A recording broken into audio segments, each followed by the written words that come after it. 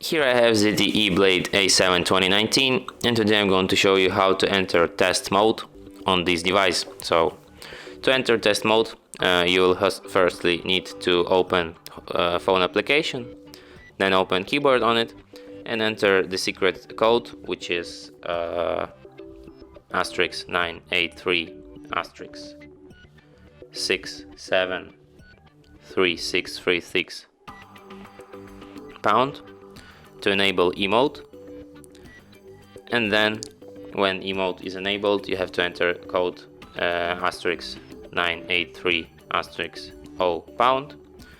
And now you can enter emote, which is basically just a test mode where you can test different features of your device, like vibrator, ringtone, call test, camera, GPS, email, and other features of your device. And you can also disable this mode by entering code asterisk 983 asterisk 2567336 pound. And that's it. Thanks for watching. If you find this tutorial useful, don't forget to hit that like button and subscribe to our channel.